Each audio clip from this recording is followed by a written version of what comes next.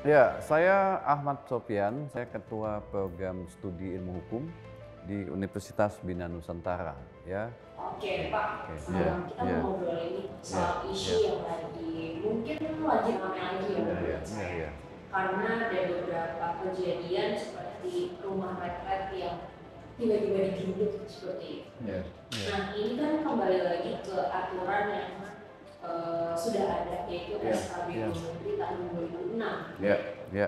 Nah, gimana sih Pak perihal ini? Bagaimana Bapak melihat posisi khusus SKB 2 Menteri dalam sistem perundang-undangan kita? Apakah memang memiliki kekuatan yang mengikat secara sah di konstitusional?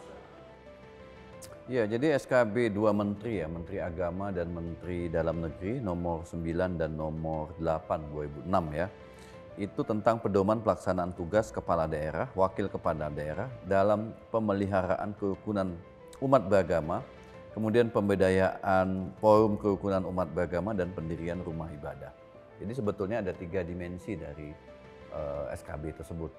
Nah, SKB ini sebetulnya dalam konteks norma atau sumber hukum, jadi dia sebagai sumber hukum, tapi dia sumber hukumnya sumber hukum administrasi negara, ya, sumber hukum administrasi negara yang mengatur secara teknis ya kewajiban dari kepala daerah, kemudian juga dalam konteks menjaga kerukunan umat beragama, dalam konteks pemberdayaan forum kerukunan umat beragama dan pendirian rumah ibadah. Jadi SKB ini sebetulnya sudah cukup tua juga ya, 2006, sekarang sudah 2025, hampir 20 tahun. Jadi menurut saya memang perlu ada review ya terhadap SKB ini untuk menyesuaikan dengan konteks masyarakat kekinian. Misalnya yang paling dominan dari SKB ini adalah soal syarat pendirian rumah ibadah ya.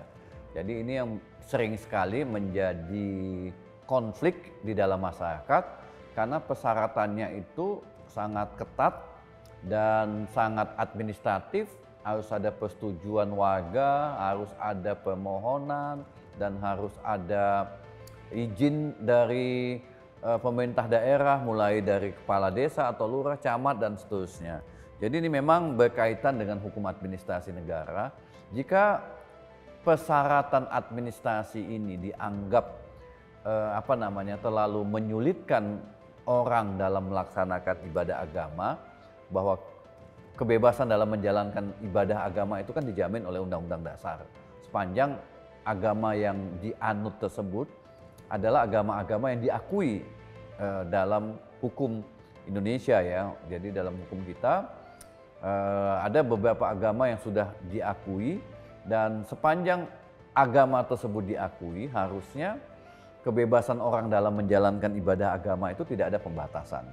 Jadi SKB ini memang kesan yang muncul di dalam masyarakat memberikan pembatasan tertentu kepada agama-agama yang dianggap jumlahnya lebih kecil atau kita sebut dengan jumlah yang minoritas, sehingga kesulitan dalam melaksanakan kebebasannya menjalankan ibadah sesuai dengan agama dan kepercayaannya. Ya. Oke, tadi kan sudah disebutkan bahwa memang aturan ini sudah cukup lama dan terkesan begitu administratif juga ya Pak ya. Ya. Nah, menurut Bapak sendiri, apakah memang ini dibenarkan secara konstitusi dan HAM? Karena bisa dibilang kan, aku sih bilang ini sebagai bentuk pembatasan ya. Karena ada beberapa, dan nggak cuma saya doang gitu, ada beberapa pihak yang menyebut sebenarnya ini cukup membatasi aturan itu sendiri. Nah, apakah sebenarnya menurut Bapak ini betul bahwa syarat-syarat tadi butuh dukungan dari mungkin kepala daerah di setempat seperti itu merupakan batasan yang memang diciptakan? Ya, menurut saya memang aturan ini, SKB ini udah terlalu tua ya, maka memang harus dilakukan judicial review. Jadi dalam konteks hukum kita, jika ini bertentangan dengan undang-undang, jadi ini SKB ya, jadi batu uji SKB ini adalah undang-undang untuk melakukan judicial review. Judicial review-nya di mana? Di Mahkamah Agung. Jadi dia tidak lompat ke undang-undang dasar, tapi dengan undang-undang. Jadi undang-undang itu kan turunan dari undang-undang dasar ya, termasuk kebebasan melaksanakan agama, kepercayaan, yang dianut dan diakui di Indonesia. Jadi jika memang SKB ini dianggap membatasin ya, maka bisa dilakukan judicial review di Mahkamah Agung dengan mengajukan bukti-bukti bahwa SKB ini memang membatasin ruang gerak ya agama-agama tertentu dalam menjalankan ibadahnya, dalam mendirikan rumah ibadahnya. Sangat administratif dan prosedural dan kadang-kadang tidak bisa mencapai atau memenuhi syarat administratif tersebut sehingga gagallah mendirikan rumah ibadah. Jadi menurut saya jika fakta-fakta itu ditemukan di lapangan ya tentang kegagalan dalam mendirikan rumah ibadah karena syarat administratifnya yang tidak terpenuhi, maka berarti ada yang masalah ya. Ada masalah dengan SKB ini. Karena itu ketika ini dianggap ada masalah dilakukan pengujian ke Mahkamah Agung. Jadi ada dua mekanisme yang bisa dilakukan. Pertama pengujian, yang kedua adalah memperbaharui. Jadi mendesak Menteri Agama dan Menteri Dalam Negeri untuk memperbaharui SKB nomor 9 dan nomor 8 tersebut yang terbitkan tahun 2006. Jadi 2006 itu aturan hukum itu tertinggal dengan perkembangan masyarakat. Jadi pendirian rumah ibadah itu sepanjang tetap menimbulkan kerukunan, maka harusnya tidak perlu dihalangin ya. Ya, sepanjang itu tidak menimbulkan bentrokan. Jadi pendirian rumah ibadah itu kan dalam tujuan yang baik ya, tujuan yang positif, orang menjalankan ibadahnya. Jadi orang menjalankan ibadahnya itu harusnya tidak ada pembatasan. Meskipun kalau kita lihat di banyak negara tetap ada pembatasan dan ada kesulitan juga dalam mendirikan rumah ibadah ya. Jadi memang negara-negara tertentu di luar Indonesia juga sangat ketat dalam pendirian rumah ibadah. Padahal rumah ibadah itu menurut pandangan saya adalah tujuan yang baik, positif. Ya, orang berkontemplasi, orang bertemu dengan Tuhannya, orang melakukan networking, orang melakukan silaturahmi. Jadi bukan melakukan tindak pidana rumah ibadah itu. Jadi karena bukan melakukan tindak pidana dan tujuannya baik, untuk apa dipersulit dalam pendirian rumah ibadah? Bagi saya sepanjang itu bangunan itu tempat berkumpul dalam melaksanakan hal-hal yang positif, itu harusnya tidak ada pembatasan ya. Tidak ada pembatasan ya. Meskipun tetap perlu ada administrasi ya. Perlu ada administrasi supaya juga tidak terlalu banyak juga di tempat itu. Jadi akhirnya ada kompetisi antar satu rumah ibadah dengan rumah ibadah lainnya. Demikian. Perihal ini juga nih Pak, saya menanyakan dalam kasus penolakan rumah ibadah ini sebenarnya siapa sih yang paling bertanggung jawab istilahnya Pak? Apakah masyarakat, aparat, atau sistem hukum? Karena dalam hal ini ada beberapa kasus yang mungkin perizinan itu sendiri juga disulitkan gitu ya. Sama yang tadi pihak-pihak yang seharusnya memberikan persetujuan. Apakah dalam hal ini kesepakatan RT atau RW itu sebenarnya itu nggak seharusnya mengalahkan konstitusi? Iya. Jadi memang di dalam SKB ini sangat administratif ya. Jadi sampai kepada untuk dapat izin pendirian rumah ibadah itu ternyata berjenjang dari bawah ke atas. Ya, berjenjang. Memang kalau administratif itu memang begitu ya, sama juga ketika dalam konteks warisan pasti dari bawah ada surat keterangan waris, surat keterangan meninggal, sampai nanti pada akhirnya pengadilan mengambil keputusan untuk pembagian warisan. Jadi memang di administratif. Jadi memang administratif itu yang memang harus dibenahi ya. Jadi ego di dalam masyarakat tentang adanya rumah ibadah itu yang harus dieliminasi ya, bahwa rumah ibadah itu akan menggerus perpindahan agama misalnya. Itu yang harus itu menjadi tanggung jawab kepala daerah, bahwa rumah ibadah itu bukan dalam konteks untuk rebutan umat beragama, tetapi dalam konteks menjalankan ibadahnya. Nah, edukasi kepada masyarakat ini menurut saya yang menjadi tanggung jawab kepala daerah.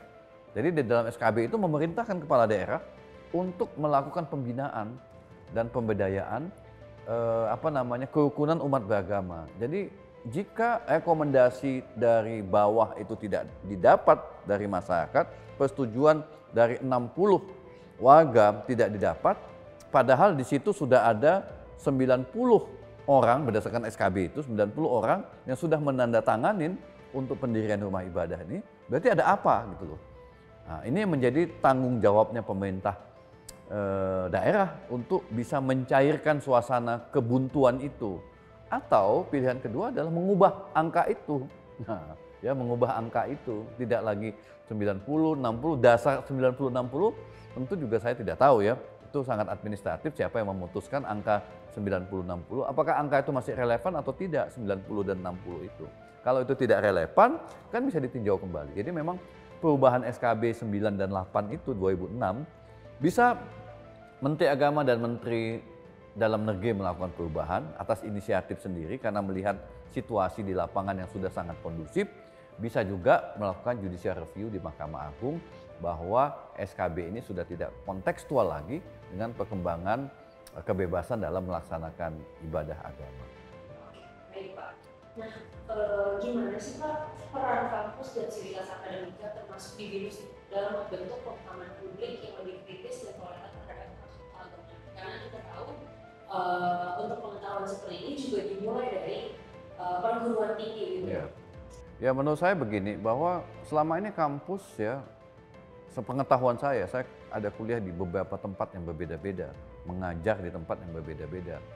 Beberapa kampus di Indonesia sangat toleran ya dalam memberikan kebebasan melaksanakan ibadah agama sesuai dengan ajaran agama yang dianut oleh masing-masing mahasiswa dan sivitas akademika. Artinya tidak ada larangan untuk itu. Ya, jadi mereka menjalankan ibadahnya sepanjang tidak digunakan untuk kampus itu tidak digunakan untuk penyebaran agama, untuk mendiskriminasikan agama lain, untuk menjelek-jelekkan agama lain. Kita toleran, kita menghormati pilihan agama yang dianut oleh masing-masing penganut yang ada di kampus. Karena itu kampus lebih cenderung berada dalam posisi bahwa keberagaman dalam melaksanakan agama itu adalah keberagaman yang dijamin oleh konstitusi dan kampus juga tidak membatasi ruang gerak itu. Karena itu sivitas akademika juga punya pandangan yang sama dengan itu.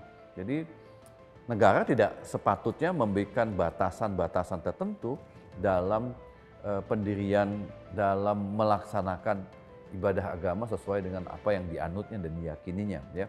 Karena itu harus dituangkan di dalam norma. Norma itu yang harus tidak diskriminatif ya. Norma itu memberikan peluang kepada semua orang untuk menjalankan ibadah agamanya. Terkait dengan bahwa pendirian rumah ibadah itu diatur, itu iya ya. Tetapi aturan itu tidak memberikan diskriminasi, pembatasan terhadap kebebasan dalam melaksanakan agamanya. Seharusnya tidak menciptakan itu ya. Iya.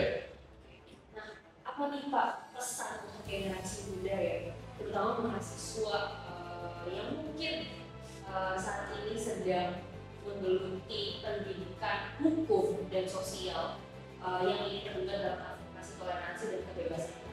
Ada pesan tersebut? Iya. Pesan secara khusus saya tidak punya ya pesan-pesan khusus karena mahasiswa kita itu sudah cenderung memiliki pandangan yang bebas ya.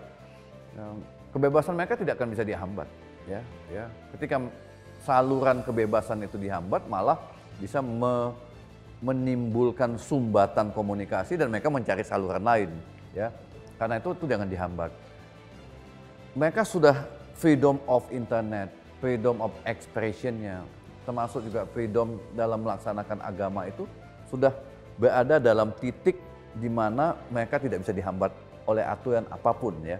Karena itu ya bagi saya adalah ya berjalan aja sesuai dengan tren yang berkembang dan negara tidak perlu memberikan pembatasan yang dituangkan dalam bermacam-macam aturan yang bisa malah membungkam kebebasan dan menimbulkan diskriminasi dalam kebebasan mereka dalam menyampaikan pandangannya atau dalam melaksanakan ajaran agama dan kepercayaannya.